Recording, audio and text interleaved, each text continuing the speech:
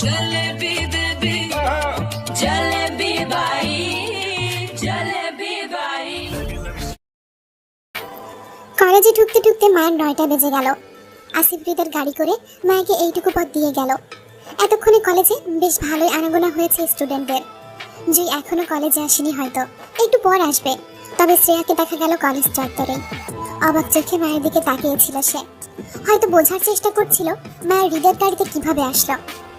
মায়া প্রথমে বুঝলো না শ্রেয়ার দৃষ্টির কারণ, কিন্তু তারপরে ঠিকই বুঝলো যখন শ্রেয়া মায়াকে নিয়ে প্রশ্ন করছিল সে কিভাবে হৃদের গাড়িতে আসলো।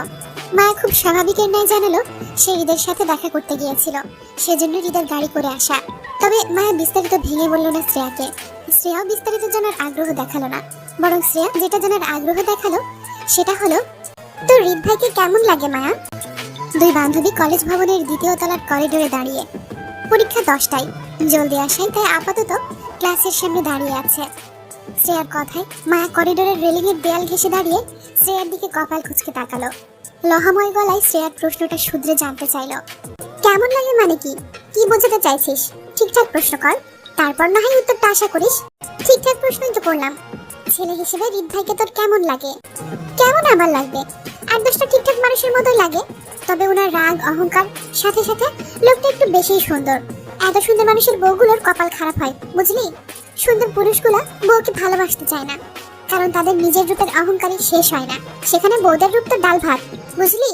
এই সুন্দর পুরুষগুলো বাইরে নজর দেয় বেশি। বিয়ের পর পরকীয়ার সম্পর্ক কিন্তু এদের দিয়েই হয়।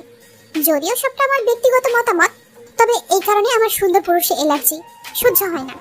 আমি তো নিজের জন্য পারফেক্ট কালো পুরুষই নির্বাচন করব, যে আমার রূপের প্রশংসা করতে করতে পঞ্চমুখ থাকবে, সারাক্ষণ আমার আঁচল ধরে ঘুরবে আর বলবে, বউ আমাকে একটু ভালোবাসো তো, দেখো তোমার ভালোবাসায় আমি কাঙাল হয়ে যাচ্ছি দিন দিন। ভালোবাসা এত কৃপণতা করলে চলে বলো? তারপর যেদিন আমি একটু রাগটাগ করব, সেদিন সে এসে বলল, বউ ধরো তো এই পড়া পানিটা খাও, পীর বাবার থেকে এনেছি তোমার জন্য। এই পড়া পানিটা খেলে তুমি আর রাগটাগ করবে না, বরং আমাকে বেশি বেশি ভালোবাসবে। এটা ভালোবাসাবাসির পানি পড়া, তুমি বরং খাও, খাও তো। ভালোবাসার জন্য বুঝি কেউ পানি পড়াও খাওয়ায়? অবশ্যই সম্ভব। সোলমেট বুঝিস? বিবাহিত জীবনে যারা সোলমেট পায় তাদের দেখবি এমন ছোট বড় সব পাগলামই করে বেড়ায় পার্টনারদের জন্য। তাই আমিও আল্লাহর কাছে নিজের জন্য একটা সোলমেট চাই, সে যেমনই হোক, কিন্তু আমার সোলমেট হোক। আমার বিশ্বাস আমি পাবো। আর সেজন্য সোলমেট হিসেবে নিজের জন্য একটা কালো ছেলেকে চাই। নয়তো দেখা যাবে রিক্ষানের মতো সুন্দর কোনো পুরুষ যদি স্বামী হিসেবে কপালে জোটে, তখন জামাই আমার পেছনে পেছনে নয়, বরং আমাকে আমার জামাইয়ের পেছনে পীর বাবার পানি পড়া নিয়ে ঘুরতে হবে, তার ভালোবাসা বাড়ানোর আশাই, বুঝলি? মায়ের চিন্তা ভাবনার ধরন সবসময় সবার থেকে অদ্ভুত হয়। যেখানে সবাই নিজের জন্য পারফেক্ট রিক্ষানের মতো জামাই চায়, সেখানে মায়া এভাবে রিক্ষানকে অবজ্ঞা করছে, যেন হৃদ সুন্দর হয়ে পাপ করে ফেলেছে। মায়ের মতে হৃদের মতো তুচ্ছ জিনিস আর হতেই পারে না। শ্রেয়া আগ্রহ নিয়ে জানতে চাইল, আচ্ছা ধর তোর এই নিখোঁজ জামাই যদি কোনোভাবে হৃদ ভাইয়ের মতো সুন্দর কোনো পুরুষ হয়, তাহলে কি করবি? শ্রেয়ার কথায় মা আবারও দৃঢ়তা দেখিয়ে বলল, হবে না, আমার জামাই রিক্ষানের মতো অত সুন্দর হবেই না। লোকটাকে আমি সেই দিন রাতে আধারে যদিও অতটা দেখিনি, তবে আমি ওয়ারেন্টি দিয়ে বলতে পারি সে এত সুন্দর হবে না। আমার জামাই লম্বা সম্ভব বলিষ্ঠবান কালো কোনো পুরুষ হবে, দেখিস, একদম আমার মনের মতো। মায়ের কথায় খানিকটা অসন্তুষ্টির গলা ঝেড়ে শ্রেয়া বলল, না দেখে এমন ওয়ারেন্টি দিচ্ছিস কিভাবে তুই? যদি সত্যি সত্যি সে হৃদ ভাইয়ের মতো সুন্দর কোনো পুরুষ হয়, তাহলে কি করবি? জামাই সুন্দর বলে ছেড়ে দিবি? হ্যাঁ? এবার মায়ের গলার দৃঢ়তা নুয়ে আসলো, কণ্ঠ খাদে এনে বলল, এমন ছোটখাটো বিষয়ে জামাই ছাড়লে হবে বলতো? শত হলেও বউ হই আমি তার। দায়িত্ব নিয়ে বেশি বেশি পীর বাবার পড়া পানি খাওয়াবো, এই আর কি। স্বামীর প্রসঙ্গ আসতেই মা কেমন গলে গিয়ে পল্টে নিল কথায় কথায়। মায়ের কথায় একটা অন্ধলোকও বলে দিতে পারবে মা ওর স্বামীকে কতটা চায়। আচ্ছা, যদি কখনো এমন হয় যে মায়ের ভালোবাসার স্বামী মায়ের কোনো অপছন্দের মানুষ বের হলো, তখন কি এই ভালোবাসা থাকবে মায়ের, যেমনটা এখন দেখাচ্ছে স্বামীর জন্য? শ্রেয়ার মনে বেশ কৌতূহল জাগলো। আচ্ছা মা, এমনি ধর জাস্ট কথার কথা জিজ্ঞেস করছি, হ্যাঁ? যদি এমন হয় তোর নিখোঁজ স্বামী কোনোভাবে তোর অপছন্দের হৃদখান বের হলো, তাহলে তুই কি করবি জানার পর? মা ভাবলো না, এক মুহূর্ত চট করে উত্তর দিয়ে বলল, প্রথমত সে হবে না, নো চান্স। তারপরেও যদি মনে করতে বলিস, তাহলে যেটা স্বাভাবিক সেটাই করব, বিচ্ছেদ। মানে তালাক? হ্যাঁ। তুই যে এতটা ভালোবাসিস সেটা? ভুলে যাব। যদি ভাইয়া ছাড়তে না চায় ছাড়িয়ে নেব।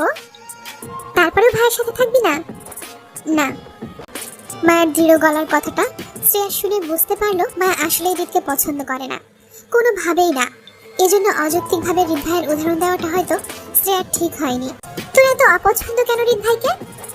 তাকে অপছন্দ করার অনেকগুলো কারণ আছে। তার মধ্যে একটা হলো হৃদ খান কখনোই আমার ব্যক্তিগত ওই মানুষটা হিসেবে আমার কল্পনাতে আসেনি। শ্রেয়া বেশ হেসেই উড়িয়ে দেওয়ার মতো করে মায়ের পাশ ঘেঁষে করিডোরে রেলিং ঘেঁষে দাঁড়িয়ে বলল, তোর হৃদ ভাইকে পছন্দ না, অথচ আমি তার কাজিন হই। আমার চোখে দেখা কত মেয়ে যে হৃদ ভাইয়ের জন্য মুখিয়ে থাকে। আমি স্কুলে গেলে সিনিয়র আপুরা পর্যন্ত হৃদ ভাইকে চিঠি দিত আমাকে দিয়ে। আমি কখনোই ওই চিঠিগুলো হৃদ ভাইকে দিতাম না, থাপ্পড় খাওয়ার ভয়ে। রাস্তায় ডাস্টবিনে ফেলে দিতাম, আর আপুদের গিয়ে বলতাম হৃদ ভাই ছিঁড়ে ফেলে দিয়েছে। তাছাড়া তুই এখন হৃদ ভাইদের নতুন আত্মীয় হয়েছিস, একটু আশেপাশে চোখ ঘোরালে অবশ্যই দেখবি কত মেয়ে ভাইয়াকে চায়। এমনকি আমার কাজিন হৃদ ভাইয়ের খালাতো বোন শশিয়াপুর ক্রেজ তো তুই এখনো দেখিসনি। বাপরে, দেখলে তুই অবশ্যই শক্ট হবি। আমি এখন বলবো না, তুই অবশ্য নিজের চোখে দেখতে পাবি দ্রুত। তাছাড়া আমি যতটুকু জানি হৃদ ভাই আর শশিয়াপুর মধ্যে নাকি প্রেম প্রেম সম্পর্ক আছে, পারিবারিকভাবে বিয়েও ঠিক, হয়তো সামনে হয়েও যাবে।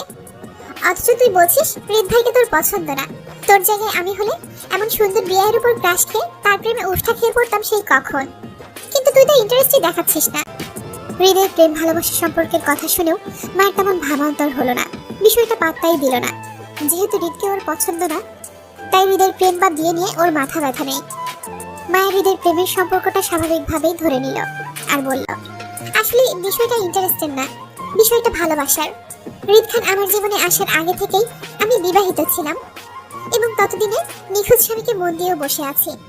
সেজন্য আমার কখনোই ওই প্রেম প্রেম চোখে হৃদ খানকে বা অন্য কোনো ছেলেকেই দেখা হয়নি। আর 10টা সাধারণ মানুষের মতোই হৃদ খানকে দেখে আসছি। আমি যদি বিবাহিত না হতাম তখন হয়তো সুন্দর বিয়ে হিসেবে হৃদ খানের রূপে গলে পানি পানি হতাম। কিন্তু আফসোস, আমি অলরেডি একজনের প্রেমে গলে বসে আছি, সেখানে অন্য কেউ ঢোকার নো চান্স বেবি। মায়ের পরীক্ষা শুরু হয় 10টায়। স্বাভাবিকের নাই জুয়ের হাতে বকাঝকাও শুনতে হয়েছিল মায়াকে। কিন্তু শ্রেয়ার সাথে মায়া সকালে বের হয়েছিল, এমনটা শ্রেয়া বলায় এই যাত্রায় বেঁচে যায় মায়া। নয়তো আজ জুই মায়ের নামে বিচার তুলতো আরিফের কানে। 3 দিন মায়া যেন কেমন বেপরোয়া আচরণ করছে স্বামীর খোঁজে, যেটা মায়ের জন্য মোটেও ঠিক নয়। এই তো এখনো মায়া এক অপ্রত্যাশিত কাজ করে বসলো।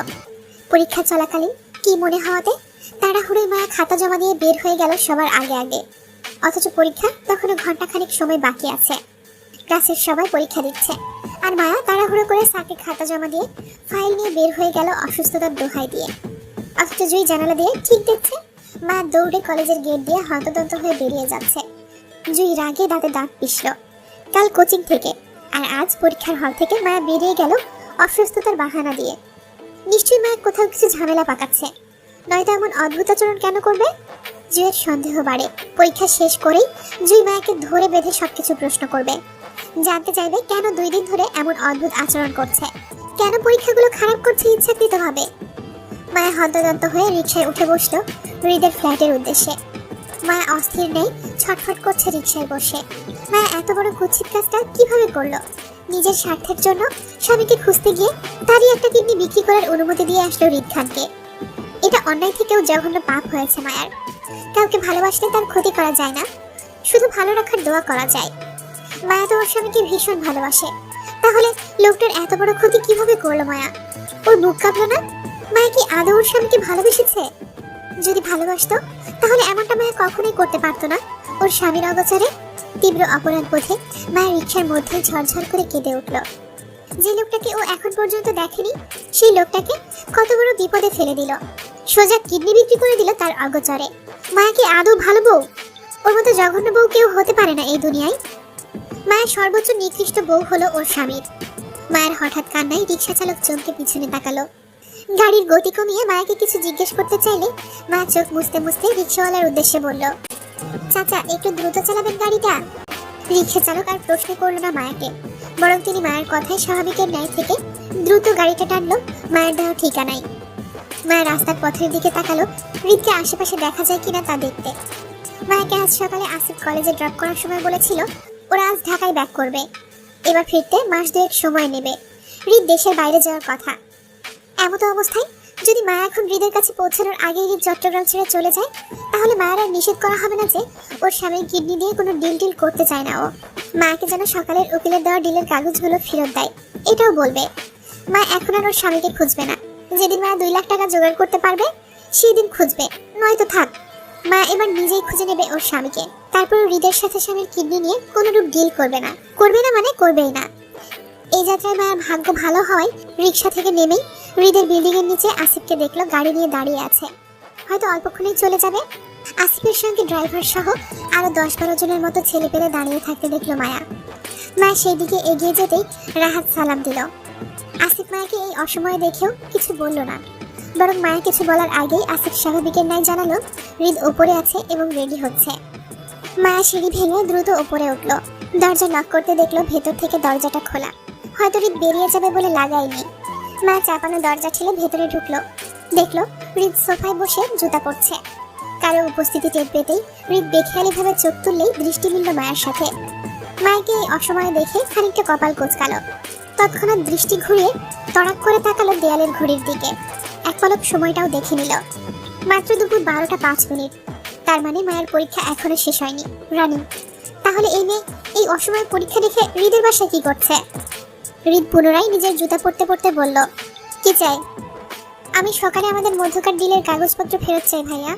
আমার স্বামীর ক্ষতি করে কোনো কিছুই করব না আমি। আপনি আমাকে সকালের কাগজগুলো ফেরত দিন প্লিজ। আপাতত কোনো চুক্তিতেই যেতে চাই না আমি।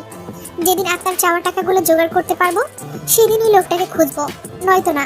তারপরেও আমি আমার স্বামীর কিডনি দিয়ে কোনো রকম চুক্তিতে জড়াবো না। মায়ের হৃদের দিকে এগিয়ে আসতে আসতে দৃঢ়তা দেখিয়ে কথাগুলো বলল। হৃদ জুতা পরতে পরতে মায়ের কথাগুলোর যথার্থ অর্থ বুঝতে চাইল। ডিলের নাম করে হৃদ যে সকালে মায়াকে কায়দা করে কাগজগুলোতে সাইন করে নিয়েছিল, তার সবগুলোই তো ছিল তাদের বিয়ের রেজিস্ট্রি পেপার আর কিছু বিয়ের সত্যায়িত প্রমাণপত্র। কোনো কিছুই তো চুক্তিপত্র ছিল না। এখন এই বোকা মেয়েকে কে বোঝাবে সেই কথা? এই নারী বুঝবে? হৃদ কি এখন নিজের কিডনি বিক্রি করবে নাকি? আজব। হৃদ মায়ের কথায় তেমন পাত্তা দিল না। শুনতে না পাওয়ার মতো করে সুচ পরে উঠে দাঁড়ালো। মায়াকে আদেশ করে বলল, ফ্রিজ থেকে ঠান্ডা পানি নিয়ে আসো। হৃদের হুটহাট আদেশে মায়ের বিরক্তির সাথে সাথে উপচে পড়া রাগও হলো। মায়ের সিরিয়াস মোমেন্টে হৃদের হেয়ালি আদেশ ওর গা জ্বলে উঠল রাগে। তারপরেও সেটা চেপে গেল, প্রকাশ করলো না। কারণ এই মুহূর্তে মায়ের হৃদের কাছে ধরা। ডিলের কাগজগুলো নিতে হলে অবশ্যই মায়ের হৃদের আদেশগুলো শুনতে হবে। মা তাড়াহুড়োই হৃদের দিকে না গিয়ে উল্টো হাঁটলো কিচেনের দিকে। মাকে কিচেনের দিকে যেতে দেখে হৃদ পকেটে হাত গুজল। ছোটখাটো একটা নীল ডায়মন্ডের বক্স বের হয়ে আসলো তাতে। সকালে দুজনের বিয়ে হয়েছে, অথচ হৃদের এখনো মায়াকে তেমন কিছুই দেওয়া হয়নি। কাবিননামার মূল্য যদিও উসুল করে বিয়েটা করেছিল, কিন্তু এত কিছু আপাতত বউকে বলা যাবে না। দেখা যাক এই লুকোচুরির খেলাটা আর কতদিন এইভাবে চলে। এই হাইড এন্ড সিক খেলার শুরু তার বউ করেছিল, এবার শেষটাও তার বউকেই করতে হবে। হৃদ এই ব্যাপারে কোনো সাহায্য করবে না বউকে। যেভাবে হারে গিয়েছিল হৃদকে না বলে, ঠিক সেইভাবেই বউ তাকে খুঁজে বের করবে। ততদিন হৃদ শুধু তৃতীয় পক্ষের ভূমিকা পালন করবে এই বিষয়ে। হৃদ হাতের বক্সটার দিকে এক পলক তাকালো। বউকে দেওয়ার জন্য আপাতত 2টা জিনিস আছে হৃদের কাছে। তার মধ্যে একটা হলো তার হাতের এই বক্স, কিন্তু সেটা এই মুহূর্তে দিতে গেলে তার বউ বেশ উল্টাপাল্টা প্রশ্ন করবে তাকে, যার উত্তর এই মুহূর্তে হৃদের কাছে নেই। হাতের মুঠোয় বক্সটা চেপে হৃদ সামনে তাকালো। মায়াকে দেখলো হৃদের জন্য পানি নিয়ে এগিয়ে আসতে। দুজন মুখোমুখি হতেই মায়া হৃদের দিকে পানির গ্লাসটা এগিয়ে দিতে দিতে আওড়ালো, নিন খাও। আমি আমি কেন? এটা তো আপনার জন্য, আপনি খান, নিন কুইক। মায়া একটু আমতা আমতা করলো। তারপর হৃদের আদেশ অনুযায়ী তরতর করে গ্লাসের সবটুকু পানি এক চুমুকে শেষ করে হাতে নিল গ্লাসটা। ঠান্ডা পানি গলা দিয়ে নামার সময় মায়ের মনে হচ্ছিল এই মুহূর্তে এই পানিটুকু সত্যি মায়ের বড্ড দরকার ছিল। তৃষ্ণায় কেমন গলা শুকিয়ে গিয়েছিল। টেনশনে, দুশ্চিন্তায় আর অস্থিরতার জন্য মা এতক্ষণ যাবৎ ঠাহর করতে পারেনি। কিন্তু হৃদ কিভাবে টের পেল মায়ের তৃষ্ণায় শুকিয়ে যাওয়া গলা সম্পর্কে? মায়ের জানা নেই, আর না জানতে চায়। তবে এই মুহূর্তে হৃদকে একটা ধন্যবাদ দেওয়া দরকার বলেই মা ছোট করে বলল, ধন্যবাদ। হৃদ হালকা ঝুঁকে সোফার টেবিলের ওপর থেকে ফ্ল্যাটের চাবির রিংটা হাতে নিতে নিতে মায়ের মুখে ধন্যবাদ শব্দটা শুনল। তাতে হ্যাঁ বা না তেমন কিছুই বলল না সে। কেবল চাবির রিং থেকে একটা এক্সট্রা চাবি খুলে হাতে নিল, আর সেটা মায়ের দিকে এগিয়ে দিতে দিতে বলল, এটা তোমার, টেক দিস। বিষণ্ণে মায়া চমকিত চোখে হৃদের হাতের দিকে তাকিয়ে নিজের হাতে পানির গ্লাসটা টেবিলের উপর রেখে চাবিটা নিল। বড় সাইজের একটা চাবিকাঠি। সেটা উল্টে পাল্টে দেখে হৃদের উদ্দেশ্যে বলল, এটা কিসের চাবি? এই ফ্ল্যাটের। তো এটা আমাকে দিচ্ছেন কেন? এটা দিয়ে আমি কি করব? এই চাবির গুরুত্ব ও মূল্যায়ন দুটোই তুমি ভবিষ্যতে বুঝতে পারবে। প্রয়োজন পড়বে তোমার। হৃদের সিরিয়াস কথাটাও মায়ের নিকট কেমন হেয়ালি ঠেকলো। সে বুঝলো না বিষয়টা। ভবিষ্যতে মায়ের হৃদের ফ্ল্যাটের কি এমন প্রয়োজন পড়বে? আশ্চর্য। অনিচ্ছা সত্ত্বেও মায়ের নিজের পরীক্ষার ফাইলের ভেতরে চাবিটা ঢুকিয়ে রাখলো। আপাতত এই চাবি নিয়ে হৃদের সঙ্গে কথা বাড়াতে চায় না। সেটা আর কি এমন জিনিস? লোহার একটা ছোট পদার্থ, ফেলে দিলেই শেষ। হৃদের হাতে মায়ের জন্য আনা দ্বিতীয় উপহারের বক্স সেটা আর দিল না, বরং অতি সন্তর্পণে পকেটে ঢুকিয়ে ফেলল। হঠাৎ মনে হওয়ার মতো তাড়াহুড়ো করে মায়া বলল, ভাইয়া প্লিজ আমাকে ডিলের কাগজগুলো ফেরত দিয়ে দিন। আমি কোনো ডিল করতে চাই না। মায়ের কথায় হৃদ বাম হাতে সময়টা দেখে নিয়ে পকেটে হাত গুছতে গুছতে বলল, তুমি কিছু বললে যে সেটা আমাকে শুনতে হবে এমন তো ডিল হয়নি। কাগজপত্রগুলো অলরেডি কোর্টে সাবমিট করা হয়ে গেছে। ডিল ক্যান্সেল করা যাবে না। তুমি এখন আসতে পারো, আমি বেরোবো। হৃদ মায়াকে কৌশলে এড়াতে চেয়েছিল তাড়িয়ে দিয়ে, কিন্তু মায়া বের হলো না। স্বামীর জন্য মায়ের ছটফট অস্থিরতা হৃদের চোখে পড়ার মতো ছিল। বইয়ের এত ভালোবাসা, এত অস্থিরতা সব তো হৃদের জন্যই, তাই না? হৃদের ভেতরটা হঠাৎ পৈশাচিক আনন্দে শীতল হলো। অনাকাঙ্ক্ষিতভাবে কারো দিশেহারা ছটফটে কারণ হতে পেরে হৃদ ভেতরে অদ্ভুত আনন্দ বোধ করলো। খুব কাছ থেকে মায়ের ছটফট দেখতে পাচ্ছে হৃদ, আর সেটাই যেন হৃদের পৈশাচিক আনন্দের কারণ হলো। কিন্তু হৃদের এই পৈশাচিক আনন্দ বেশিক্ষণ টিকল না। মায়ের পরবর্তী আচরণে হৃদ ডিল ক্যান্সেল করতে অস্বীকার করায় দিশেহারা হলো মায়া। ঝরঝর করে কেঁদে উঠে তৎক্ষণাৎ হৃদের পায়ে পড়ল। দুই হাতে হৃদের পা চেপে ধরে আকতি মিনতি করে বলল, ভাইয়া প্লিজ প্লিজ ভাইয়া, আপনার পায়ে পড়ছি আমি। প্লিজ আমাকে কাগজগুলো ফেরত দিন। লোকটা এসবের কিছুই জানে না। আমি লোকটার কোনো ক্ষতি করতে ডিল করিনি। আমার দ্বারা ওনার কোনো ক্ষতি হলে সেটা আমি সহ্য করতে পারবো না, মরে যাব। ভাইয়া প্লিজ লোকটার কোনো ক্ষতি করবেন না, লোকটার কিডনিও নেবেন না। প্লিজ আমাকে ডিলের কাগজগুলো ফেরত দিয়ে দিন, প্লিজ ভাইয়া প্লিজ। হৃদ হতভম্ব, ভীষণ হতবাক, স্তব্ধার নাই হতবুদ্ধি হয়ে ঠায় জায়গায় দাঁড়িয়ে। মায়া হুট করে হৃদের পায়ে পড়ে যাবে এমনটা হৃদের ঘুণাক্ষরেও ধারণাতে ছিল না। মায়ের কান্না আহাজারিতে হৃদের মনটা হুট করেই কেমন নরম আর শীতল হয়ে গেল। বইয়ের ভালোবাসায় ভেতরটা ঠান্ডা অনুভব করলো। হৃদ ভাবল সে হয়তো একটু বেশিই করে ফেলেছে। বইয়ের অনুভূতি নিয়ে খেলা ঠিক হয়নি, সত্যি বলে দেওয়া উচিত ছিল। হৃদ কোমল হাতে মায়ের বাহু চেপে দাঁড় করালো। মায়া তখনও হৃদের মুখোমুখি দাঁড়িয়ে হাত জোর করে আকতি মিনতি করছে ওর স্বামীর কোনো ক্ষতি না করতে, ডিলের কাগজগুলো মায়াকে ফেরত দিয়ে দিতে। হৃদ ঠোঁট গোল করে ভেতরকার অস্থির নিঃশ্বাস ছাড়লো। কপালের এক পাশ চুলকে ক্রন্দনরত মায়ের মুখটার দিকে তাকালো। স্বামী হিসেবে হৃদ নিজের পরিচয় এই মুহূর্তে দিলে মায়া সেটা কিভাবে গ্রহণ করবে তাও খানিকটা ভাবলো। হৃদ নিজের সংশয় দূর করে মায়ের হিজাবের ওপর দিয়ে মাথায় নিজের ডান হাতটা রাখলো। স্বামী হিসেবে অধিকার খাটিয়ে এই প্রথম হৃদ মায়াকে স্পর্শ করলো। যত্ন নিয়ে একটু মায়ের মাথায় আদুরে হাতটা বুলিয়ে দিল।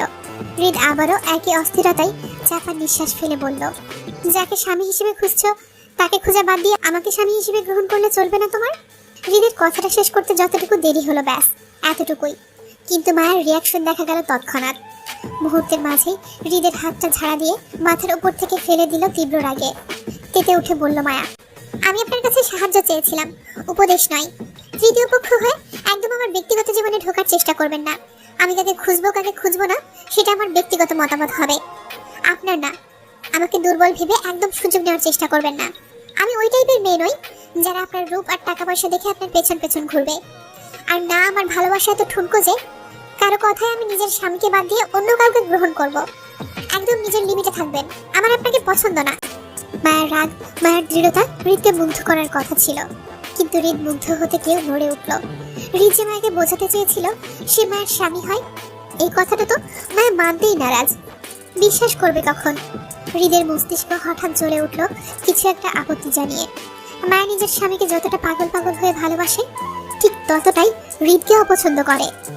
এতটাই অপছন্দ করে যে হৃদ মায়ের স্বামী হতে পারে এটা এই মেয়ে কল্পনাতেও রাখেনি। হৃদ শুধু প্রাথমিক অবস্থায় এই মেয়েকে একটু করে বোঝাতে চেয়েছিল হৃদ মায়ের স্বামী হতেও পারে, পুরোপুরি সত্যিটা বলেনি। অথচ মায়া অল্প কথা শুনেই রিয়াক্ট করলো। হৃদের কথাটা বিশ্বাস করা তো দূর, উল্টো ভুল বুঝে বসলো। এই ভেবে হৃদ তার বউয়ের সুযোগ নিচ্ছে। আজব, সে সুযোগ নেবে কেন? মেয়েটি তার বউ হয়।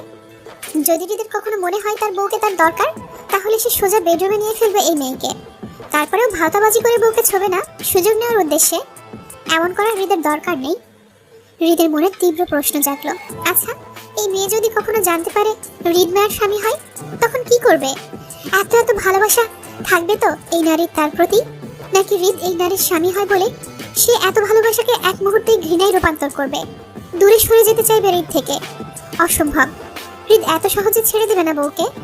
তাকে এত আগ্রহ নিয়ে পাগল বানিয়ে শেষে কিনা ছেড়ে যেতে দেবে এই নারীকে? অসম্ভব। জানে মেরে ফেলবে না সে এই নারীকে, তারপরেও ছাড়বে না। এতক্ষণের ভালো লাগাটুকু হুট করেই কেমন বিতৃষ্ণা ঠেকলো হৃদের নিকট। মায়ের শক্ত অনলের দিকে তাকিয়ে হৃদ তেতু গলায় বলল, নিজের লিমিটে আছি আমি। এমনটা যাতে না হয় তোমাকে নিজের লিমিট ক্রস করে একটা অপছন্দের মানুষের সাথে নিজের সারাটা জীবন শেয়ার করতে হলো। আপনার সাথে আমার একটা চকলেট পর্যন্ত শেয়ার করব না, সারা জীবন তো দূর। শুধু চকলেট নয়, নিজের সবকিছু আমার সাথে শেয়ার করবে তুমি, তাও স্বেচ্ছায়, আই প্রমিস। অসম্ভব। অসম্ভব বলতে কিছুই নেই। তোমার বাসরেও আমাকে পাবে, তোমার বাচ্চা কাচ্চার বাপও আমিই হব। এবার আউট। আপনার মতো নোংরা মানসিকতার মানুষ আমি জীবনেও দেখিনি। আমাকে চুক্তিপত্রের কাগজগুলো ফেরত দিন, আমি চলে যাব। মায়ের উল্টোপাল্টা কথাই হৃদের রাগ বাড়ছে। হৃদ দাঁত চেপে মাকে বলল, এই যাবে তুমি এখান থেকে? ভালো লাগছে না আমার। কোনো ডিলের কাগজ টাগজ দেব না আমি। যাও। তারপরেও যদি স্বামীর প্রয়োজন হয় তাহলে আমাকে দিয়ে কাজ চালাও, ফুল সার্ভিস দেব। তারপরেও বের হবে এখান থেকে। ভীষণ রাগ লাগছে আমার। কন্ট্রোল হারালে খুব ক্ষতি হবে তোমার। যাও। হৃদের কথায় মায়ের রাগান্বিত চোখে জেদ ধরে দাঁড়িয়ে রইল। হৃদের মতো এত খারাপ ভাষায় কেউ তাকে কুপ্রস্তাব দেয়নি আগে। মায়ের রাগটা যে কোথায় হচ্ছে বলা দেয়। হৃদ মায়াকে যেতে না দেখে তেতে ওঠে। হৃদ বেশ বুঝতে পারছে মায়ের হৃদকে ভালোবাসে না। এমনকি ভবিষ্যতে স্বামী হিসেবে হৃদের পরিচয় পেলেও মায়ের যে এই ভালোবাসা থাকবে না সেটাও হৃদ বুঝতে পারছে। তাহলে এখন এত আগ্রহ নিয়ে এই নারী যে তাকে পাগল বানাচ্ছে সেটা কে দেখবে? হৃদ জাস্ট পাগল হয়ে যাচ্ছে এই নারীর জন্য। এই নারী আর কিছুক্ষণ হৃদের সামনে থাকলে নিশ্চিত সে রাগে কন্ট্রোল হারাবে। কি হলো, শুনতে পাওনি? দাঁড়িয়ে আছো কেন? যাও। তোমার এই নাটক দেখানো ভালোবাসা আমি অলরেডি বুঝে গেছি। আর কাহিনী করতে হবে না, যাও। আর হ্যাঁ, স্বামীর দেখা তুমি এই জীবনে আর পাবে না। মনে করো তোমার স্বামী মৃত, তাকে আমি মেরে ফেলেছি, এবার আমাকে গ্রহণ করো। হৃদের বাকি কথাটা শেষ করার আগেই মায়ের অনাকাঙ্ক্ষিত আক্রমণের শিকার হলো হৃদ। টেবিলের উপরে রাখা সেই পানির গ্লাসটা তুলে মায়া হঠাৎ ছুঁড়ে মারল হৃদের দিকে। হৃদের অপরাধ, সে মায়ের স্বামীকে মৃত বলেছে। আকস্মিক ঘটনায় হৃদ নিজেকে সরানোর সুযোগ পায়নি।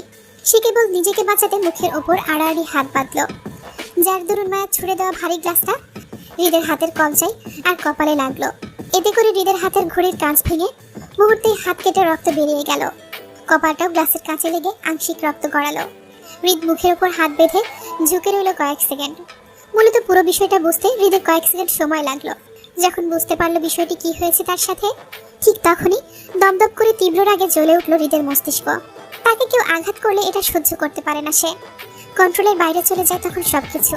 মায়ের না চাইতেও সেই কাজটি করে ফেলে। হৃদের চেপে রাখা রাগটা আরো বাড়িয়ে দিল নিজের অজান্তেই। কয়েক সেকেন্ডের নিস্তব্ধ পরিবেশটা হুট করেই কেমন অশান্ত তাণ্ডবে পরিণত হলো। সুন্দর ফকফকা ড্রয়িং রুমে ছড়িয়ে পড়লো অসংখ্য গাছের টুকরো। হৃদ রাগের বসে মুহূর্তের মাঝেই সোফার টেবিল মাথার উপর তুলে আছাড় মারল সজোরে। তীব্র শব্দে অসংখ্য ভাঙা কাঁচ ছড়িয়ে পড়লো চারপাশে। মায়ের পায়েও বিঁধল সেই কাঁচের টুকরো কিছু। এবার রক্ত মায়ের পা থেকেও বেরোলো। ভয়ে মায়া মৃদু চেঁচিয়ে উঠল। হৃদের এত রাগের শিকার কখনো হয়নি। আতঙ্কিত মায়া কেঁদে উঠে ছিটকে দূরে সরতে চাইল হৃদের ভয়ে, কিন্তু তার আগেই হৃদের শক্ত থাবায় পিষ্ট হয় সে। মুহূর্তের মাঝেই হৃদের শক্ত হাত চালান হয় মায়ের গলায়। চোখের পলকেই সেই হাত মায়াকে ছিটকে ফেললো সোফার ওপর। ছটফট করা মায়া দুই হাতে হৃদের হাতটা গলা থেকে ছাড়াতে চাইলে হৃদের হাতের বাঁধন আরো দৃঢ় হয়। মায়ের উরুর পাশে সোফায় হৃদ এক পা তুলে তাতে ভর দিয়ে মায়ের ওপর ঝুঁকে পড়ে রাগে রিডি করে দাঁত পিষতে পিষতে বলল, নাটক করিস? কাকে তেজ দেখাস তুই? এত আগ্রহ দেখিয়ে আমাকে পাগল বানিয়ে এখন আঘাত করিস? আমাকে চিনিস তুই? কি মনে হয় একটু নরম সরম হয়ে কথা বলেছি দেখে এমনি আমি ভালো মানুষ হয়ে গেলাম, আর তুই সেই সুযোগ বুঝে আমাকে আঘাত করবি? তোর বাপ দাদার 14 গোষ্ঠীকে নখের ওপর তুলে মেরে ফেললেও কারো বাপের ক্ষমতা নাই ঠাহর পাওয়ার। সোজা গায়েব করে দেব। আজই শেষবার। নেক্সট টাইম একই ভুল করবি তো তোর এই সুন্দর শরীরটা আগে ছেড়ে খাবো, তারপর তোর পরিবারের কাছে তোকে পার্সেল পাঠাবো, তাদের এটা জানাতে আমি কতটা খারাপ, মনে রাখিস।